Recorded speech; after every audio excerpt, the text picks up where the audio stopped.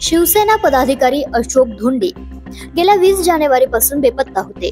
कुटुंबीय हवालदिल होते तर गावकरी संभ्रमात होते आणि पोलीस या सगळ्या प्रकरणाचा छडा लावण्यासाठी झटत होते। अखेर 12 दिवसांनंतर सगळं गूढ उलगडले आणि समोर आलेलं सत्य इतकं भयावह होतं की ते ऐकून कोणाच्याही अंगावर काटा उभा राहील। सख्या भावानेच खून केला, पण का? अशोक धोंडी हे मुंबईहून घरी परतत असताना त्यांचा सख्खा लहान भाऊ अविनाश धोंडी यानंच त्यांचं अपहरण केलं। पण हा केवळ भावंडांमधील वाद नव्हता, तर ही गोष्ट होती अवैध दारू तस्करीच्या काळ्या धंद्याची, जिथं पैसे आणि सत्ता महत्वाची आणि जो आड येईल त्याचा काटा काढला जातो। अशोक धोंडी हे सत्याच्या बाजूने होते, ते गुन्हेगारीचा विरोध करीत होते आणि म्हणूनच त्यांच्या भावानेच त्यांचा जीव घेतला। या मृत्यूच्या खेळाचा कट कसा आखला गेला तर अविनाश धोंडीने काही गुन्हेगारांना सोबत घेतलं आणि भाऊ अशोक धोंडी यांचं अपहरण केलं। कदाचित त्या क्षणीही अशोक धोंडी यांना कल्पना नव्हती की ज्याच्यावर त्यांनी लहानपणी प्रेम केलं, वाढवलं, त्याच्याच हातून त्यांचा मृत्यू होणार आहे। संपूर्ण प्लॅन तयार होता। पहिला टप्पा होता अपहरणाचा, दुसरा टप्पा होता हत्येचा आणि तिसरा टप्पा होता मृतदेह गायब करण्याचा।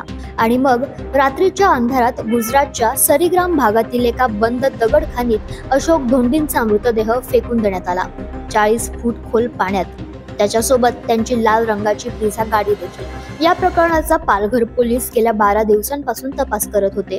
अनेक बाजू तपासल्यानंतर अखेर गुजरातच्या त्या निर्जन खाणीमध्ये पोलिसांनी शोध घेतला। 7 तासांच्या अथक प्रयत्नांनंतर पाण्याखालून गाडी आणि मृतदेह बाहेर काढण्यात आला आणि इथून पुढे या प्रकरणाचा भयंकर चेहरा उघड झाला। या प्रकरणात आतापर्यंत 4 आरोपींना अटक करण्यात आली आहे, पण मुख्य सूत्रधार अविनाश धोंडी आणि इतर 3 साथीदार अजूनही फरार आहेत। या फरार गुन्हेगारांनी लालसरी आणि डहाणू परिसरात दहशत माजवली आहे। गावकरी भीतीने घराबाहेर पडायला देखील घाबरत आहे।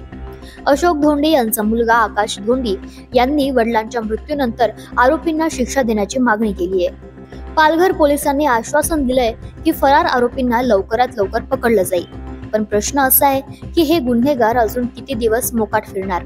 अशोक धोंडी यांना अखेर न्याय मिळेल का आणि गावकऱ्यांची दहशत कधी संपणार?